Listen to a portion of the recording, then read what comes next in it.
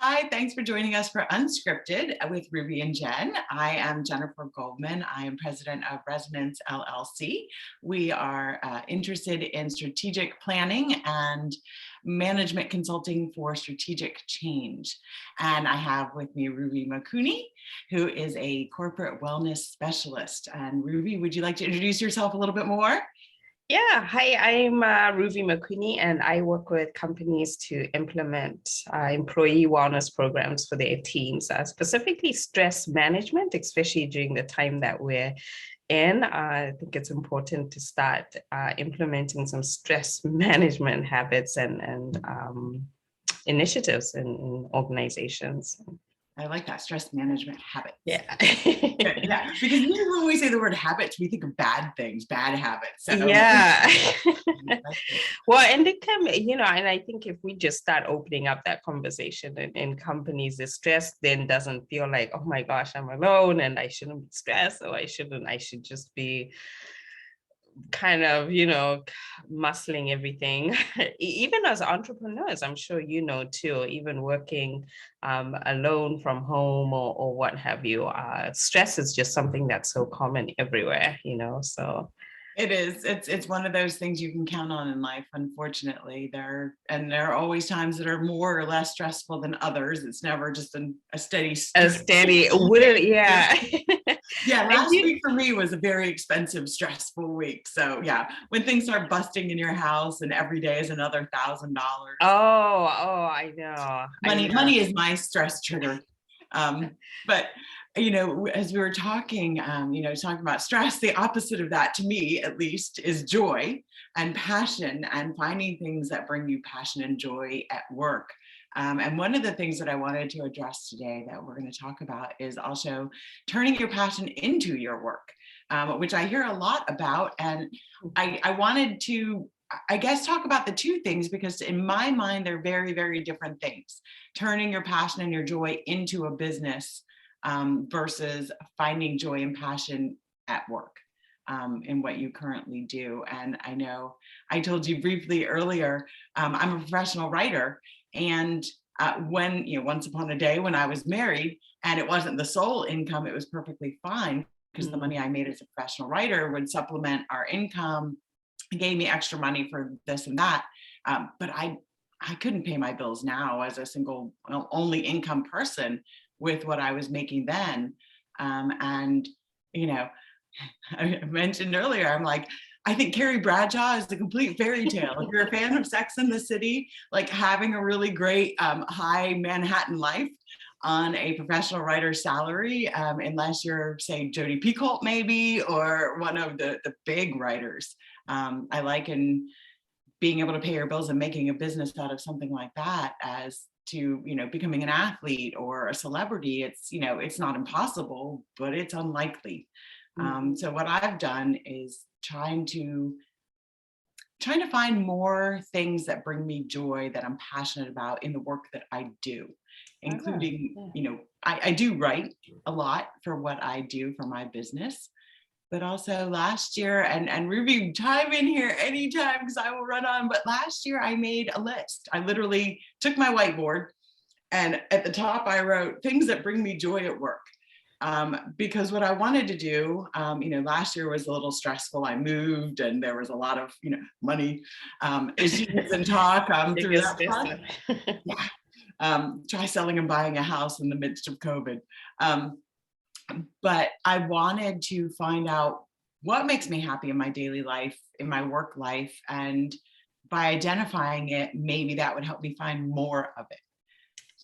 Yeah, I mean, that's so true. I mean, even, if you are working, whether it's on your business or you're working at a 9 to 5, for example, I think having that, I think the biggest thing is your why for whatever you're doing, for whatever you're doing in life is finding your why. But I also think that you can also find that because sometimes if you're at a job, for example, especially since I work a lot in organizations, if you're at a job, just finding that passion and joy every day in addition to your job per se. So I love that you found writing as your, as you know, and I totally agree with you, making a list of, or making things that bring you joy, or even that you want to try. I mean, when I turned 30, I made a list of 30 things that I wanted to do that year. And it included,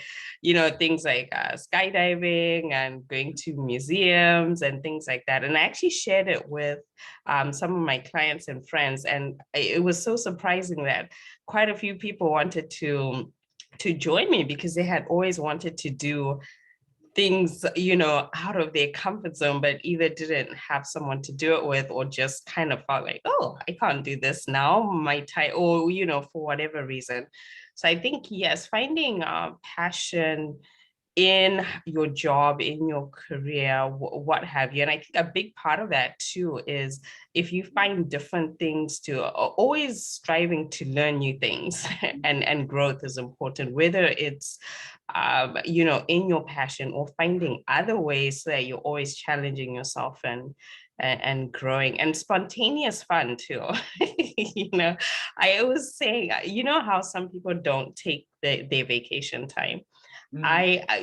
Sometimes maybe even just taking, instead of waiting for and taking that lump vacation time, maybe even taking a midweek Wednesday off, or a Friday off, but just going back to your point of just finding joy in your passion, your job, your career, or your life, basically.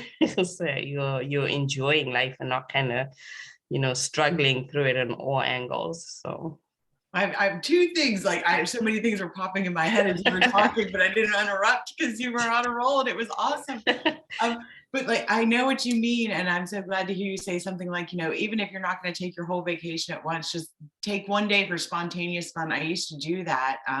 Living in Virginia, it was an easy day trip to get to Rehoboth Beach, which is one of my happy places. And Wednesday seemed to be a good, quiet day on the roads, quiet day at the beach. So every now and then during the summer, I would just take off on a Wednesday at 6 a.m. to bypass all the DC traffic and beat them beyond the Beltway, and get up to Rehoboth Beach and spend the day on the beach, have dinner, and then drive home and get home at 10 o'clock at night. And, it was just a great day. The time on the road for me was a little, therapeutic and cathartic, just being alone and belting out my music on the way for a few hours. Those were great spontaneous days off that I gave myself, and it was nice. It's good for the tan too. It is, yeah. And I think it gives us something, if we have, one of my goals this year is to have something every day that I look forward to, particularly at the end of the day, especially on Mondays, because Mondays is Mondays. So instead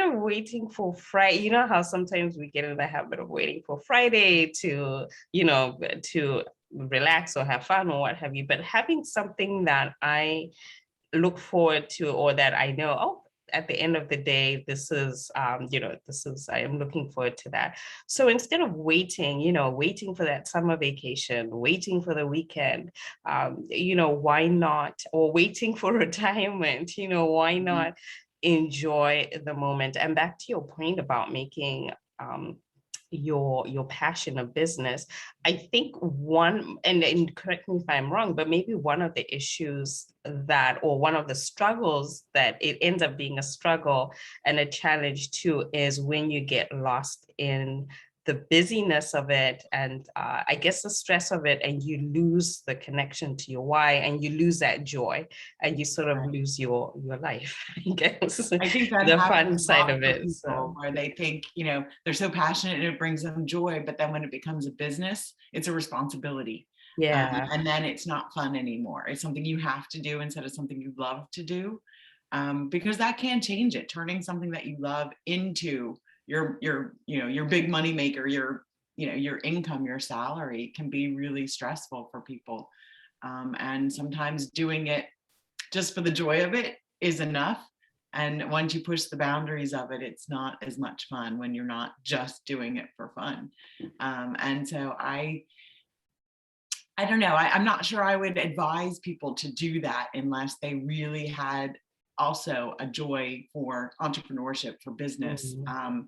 Because it's hard, making a business work is hard. And one of the things that I wanted to point out is, as an entrepreneur, as a boss, people who are under you, one of my favorite stories that I did when I was running a winery was getting to know the employees there, who just getting to know them better and finding out what things they enjoyed Oh and yeah. allowing them to do that. We had a lot of downtime because, we would open up at 11 o'clock in the morning. And for most people, that's a little early to drink. Not everybody, I will say. We did have people who were there early, but there was a lot of times where, you're not serving a customer. And so it became really important for me to find other things for them to do. And of course, the winery owner never wanted to walk in and see people doing nothing.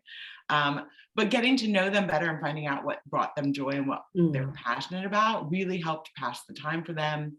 It was more engaging for them, and it brought them more joy at work, which means, happy employees stay.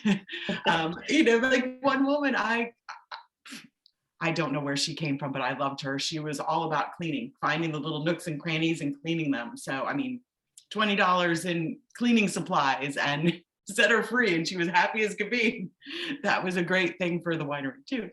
But, we had another employee who loved gardening and planting. So, go buy some things and make the entrance look prettier. And somebody who loved, more interior design. So, when we had a wine dinner, she was the one who would, decorate everything. And being able to provide that for them brought me a lot of joy, because I saw happier people that were surrounding me and surrounding customers and each other. So don't forget about trying to do that too. If you're an entrepreneur and you have staff, or a boss, maybe it's not really your business, like it wasn't mine running the winery, but when you're in a corporate environment and you have people underneath you, being able to find job appropriate ways that you can bring passion that people have for their job. Yeah, that is so true, because we talk about stress and we talk about how stress is can play havoc on on our health and whatnot, but there is that challenging stress, that stress that's actually quite helpful, that and so I think in every, and I love what you said about finding out and how you engaged with your team members, because that's really what people want the most. You can find jobs, I mean, you can move from job to job, but I think one of the reasons people stay in companies for a long time is the work culture, the environment, and feeling valued, and just someone, especially your boss, taking that extra step to find out, what do you like, what are your passions. There's a company that I was talking to a few months ago, where the CEO actually encourages entrepreneurship with his employees. So they get to even share what they're doing in their side businesses and how he can help them and how they can actually help and support each other. And I thought that was amazing, because not only is he helping develop, their professional skills and helping support them in what they love and what, their passion, but they're also, committed and motivated to help him and the company as well. So that type of, it's almost like an abundance mindset where we're all helping each other.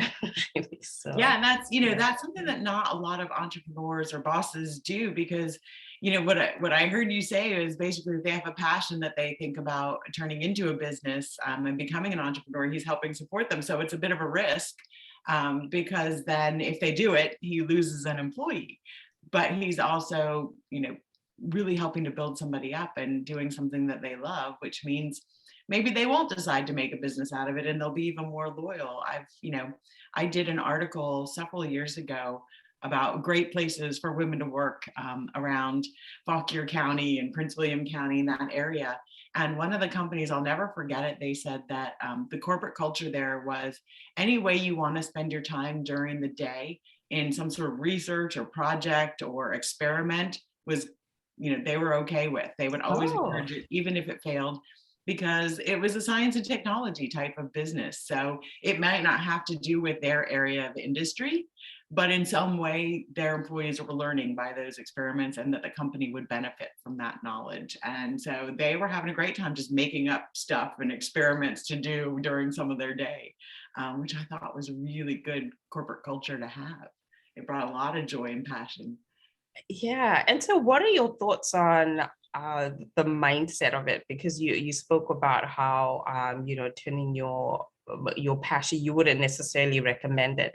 How do you think mindset, or how important do you think someone's mindset is when they're trying to, and I guess more so, because when you're working for a company and then when you switch to entrepreneurship, it's a completely different different lane. So would you say that mindset is definitely something to maybe work on first or to consider in addition?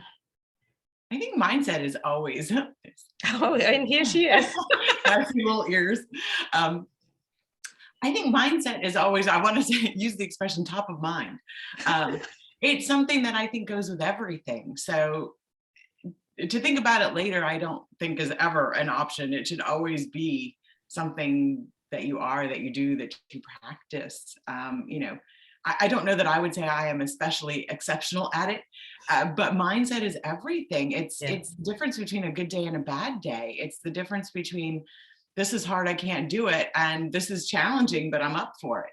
And it really is just a matter of, literally switching the thoughts in your brain and how you speak to yourself. And so I would say mindset is incredibly important in every aspect. I would definitely say if you're not in a place where you practice mindfulness or you really know much about it, I would look into it before trying to launch something like that, because you really, as an entrepreneur, you really have to believe in yourself. You have to know who you are. Everybody says, well, I hate selling. I don't want to sell. They don't, whatever it is, marketing, selling, whatever, they use that as that's not me. But you can't be an entrepreneur and say that. You're selling yourself everywhere you go with everything you do. So you have to really believe in it. And you can't sell it if you don't know it really well and you don't believe in it and you're not mindful about it. So definitely I would put mindfulness first. Yeah, I absolutely agree. Even in the workplace, mindfulness, how your thoughts about yourself, your thoughts about your vision, even as leaders, even as company leaders, although I think they probably should be more emphasis on mindfulness and thought practices from a much earlier age, maybe, because and also just remembering that our passions can change through life. Sometimes maybe you leave school and you think, okay, I want to do this, and then maybe you get into that career, or you start a business and it doesn't actually, your passion, you maybe outgrow that passion, or you realize, oh, maybe this is not what I wanted. But you do have a choice to, to switch gears, to change, or even to add on. I know quite a few people that have different projects going on, or they have quite a few passions that they love to dedicate their time to. So I think maybe just opening up your not being so rigid about, okay, this is how it is and this is how it will be. But so and just being open to learning new passions and growing also as well. I like that you said that, because it does remind me, I'm very stubborn at times. So yeah, not being rigid and being flexible, and the go with the flow mentality is sometimes really, really difficult for me. But sometimes you find the best ideas and the best joy out of something that didn't go the way you had Right, planned. so well, yes. It's a surprise. So yeah, that is definitely something to keep in mind, of just start on one path, but be open to it going in various ways, or maybe not quite at the exact angle that you had planned, because you never know what you're going to find along the way. And that is part of the joy of life. And I love being able to identify the things that make me happy in what I do, because it also, for me, that list that I made also brought up who are the kinds of people that I want to work with, what are the types of projects that I want to be brought into. because that also helps not just me finding joy at work, but me finding joy within conversations with people that I'm engaging with, and being paired in the right way, which I know you don't always have control over who you work with, especially if you're in the corporate world and you're part of a team that you are not choosing yourself. But as an entrepreneur, you do. I think as an entrepreneur, you start out thinking, well, I'll take anybody's money to do anything because I need to pay the bills. And you get to that point where you really focus and narrow your services and what you have to offer, and you start to get more particular about the people you want to work with. Am I affecting change? Am I being effective and engaging and efficient? And you really have to look at it from both sides. What is everybody getting out of it? And figuring out the types of people you want to work with, and knowing, do they have passions and joys, and are they mindful? Because I think one of the things I've learned from mindfulness is it changes the conversation. That was something that was unexpected for me. It didn't just change the conversation in my head, but it changes the conversation with another person, of being more curious, being able to listen more, being able to be a little more open and kind, I think. And being present and listening.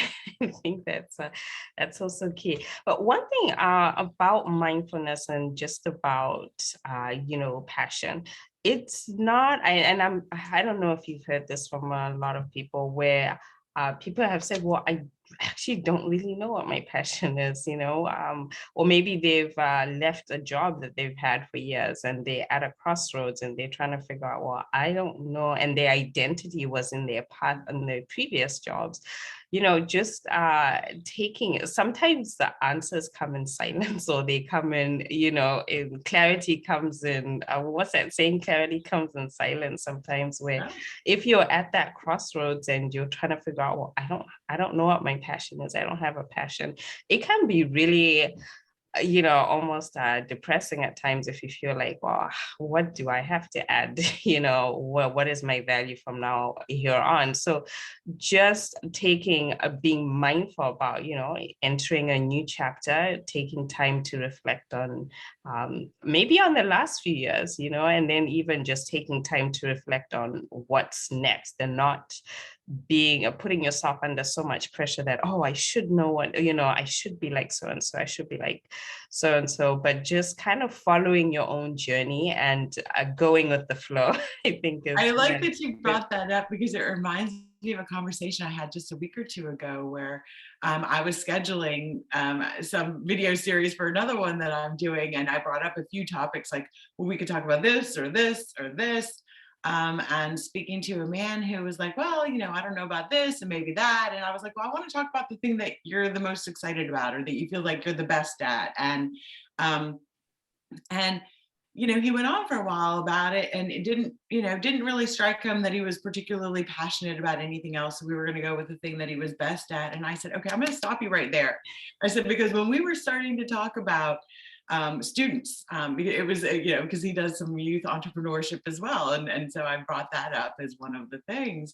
I said, when you started talking about the work you've done with students, I was like, you lit up. Oh, you were all over, yeah. excited and enthusiastic. There was a whole different energy. And so sometimes I think it takes having a conversation with someone else to possibly identify a passion when you don't think you have one, or maybe you think you do, but it's not working for you.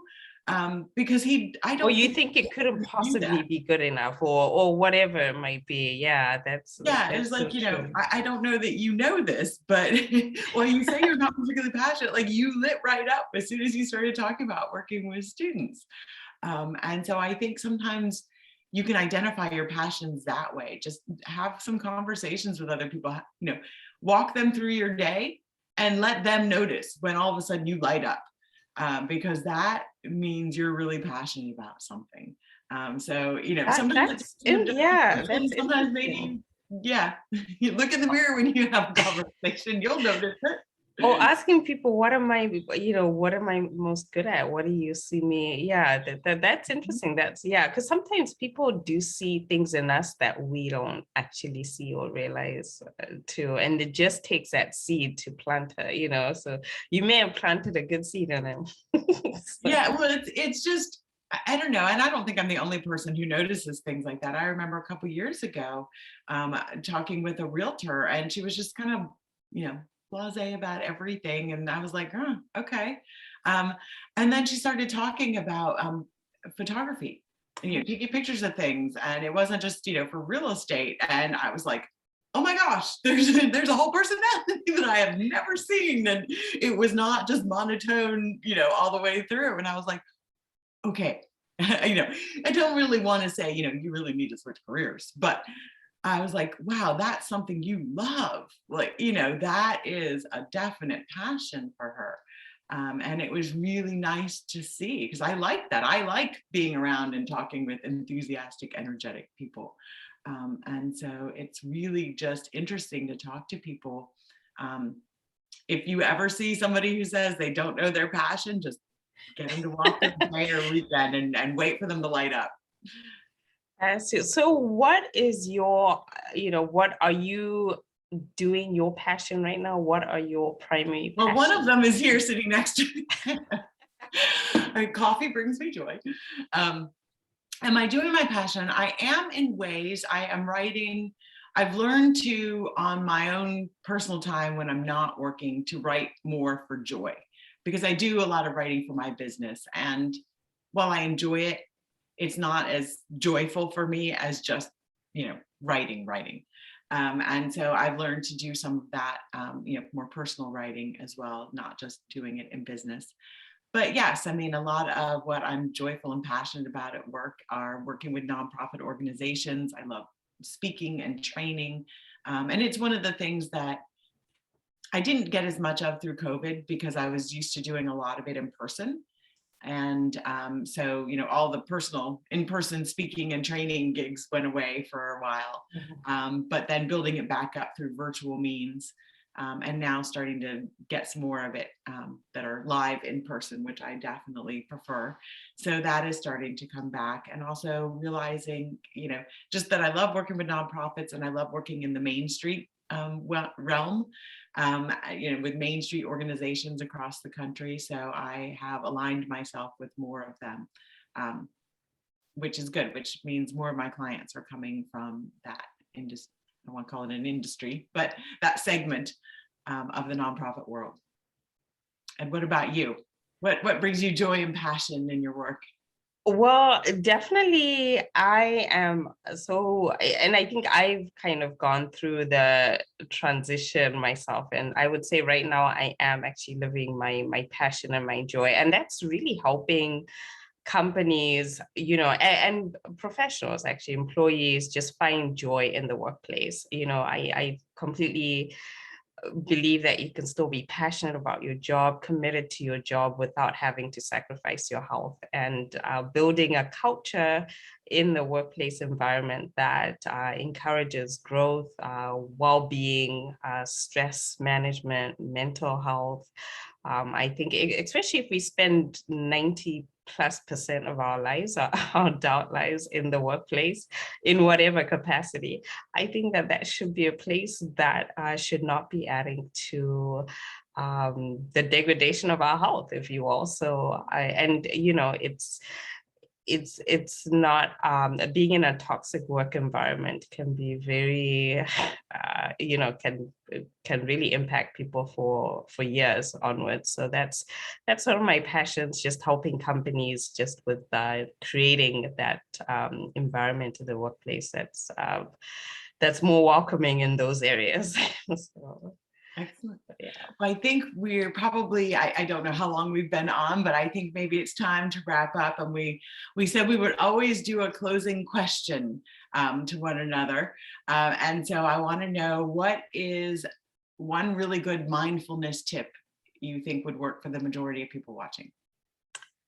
I think being present, for example, if you are watching this as you are, maybe if you're eating, for example, just take a moment to actually take a look at your food, smell the food as you chew, try and make that meal last about 20 minutes instead of, just gulping it down. Take some time to actually chew, enjoy the taste. But even just being present and mindful about the things around you, sometimes we're just so automatic about everything is just automatic, but just being present in the moment, just looking around, enjoying, taking pleasure in every single moment. And that can really help with stress too. So, so 20 meals, make your meal last, enjoy the taste, let it digest. So not like my grandfather used to do. I remember meals with him where they were, But yeah, just being present in, and even, as you're drinking your coffee, Jen, taking that sip and being present. But yeah, just finding those moments to just actually soak in the situation and just be present. Yeah. Excellent. I think that's a really good one. I'm learning to do that too, to slow down and be right in the moment. It's not always easy.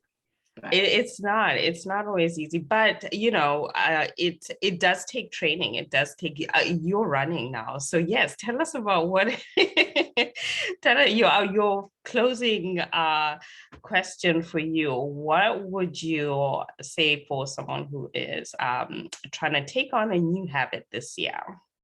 Trying to take on a new habit or a new passion. Yeah. I would say if you're looking for a new habit or a new passion, obviously you had to make that choice yourself of what that thing is, but make sure that you set aside time for it. And that is something that we do, like, well, I really want to do this, but then you don't schedule any time for it. I know I've decided I'm going to get to the gym as close to every other day as I can. I do yoga at home. I have exercise machines at home, but something makes me feel more proud of myself when I actually get up and go to the gym where there are other people that I find energizing to be around other people. I like that. So for me is, okay, I wake up really, really early. I'm usually up by 6, usually up before then. So by 7 o'clock, I want to be dressed and walking out my door and heading to my gym. As close to every other day as I can. So that in my mind, I know when 7 o'clock rolls around, I need to get moving. That is my scheduled time. It's not in my phone, it's just in my head. But I've made that time and that space for it. And it's something that I don't know that everybody knows how to do that or what it means in the mindfulness setting, but creating space. Yeah. So I've literally created space for gym time in my head, if that makes sense. It's 7 o'clock and now I'm not going to feel as good about myself if I'm not on my way to the gym because it's 7 o'clock and I created that space. And so it motivates me because I don't want to let myself down and I really do feel better about my day. So I think if you are creating new habits, schedule that time for it. If you have to put it in your phone, put it in your phone. If you need your phone to ding at 7 o'clock to say, hey, scoot out the door. Move me, let's go. If you need your best friend to text you and say, hey, are you on your way to the gym? Do that. Whatever it takes that doesn't bring you down. Yeah. Sometimes I think, going back to the whole comment about stress, sometimes we do things like that, at least in our heads, if not in other ways, that then if it doesn't get accomplished, we feel really, really bad. And then we repeat the bad cycle. So do the things that, increase feeling good about yourself, the way you speak to yourself and making time for that thing that you want. Yeah, I love that. So it's like setting a commitment, but with the understanding that, there is some flexibility to it. And if scheduling doesn't allow, you can get back to it tomorrow and not. Right. That's why I say, as close to every other day as I can, because I know there are some mornings where it's just not going to happen and I don't want to beat myself up. Like I went yesterday. I'm not going today. And I know I'm not going to get there tomorrow just because I have a 9 o'clock meeting. And, on my way to the gym at 7, working out and then coming home and showering and doing all the girly things I need to do to get ready to be online is not going to happen before 9. So I'm probably not going to make it. Well, I might make it tomorrow, but it definitely won't be at 7. And that's okay. I've made the commitment. I have formed the new habit, and that if I don't make it tomorrow at 7, that's fine.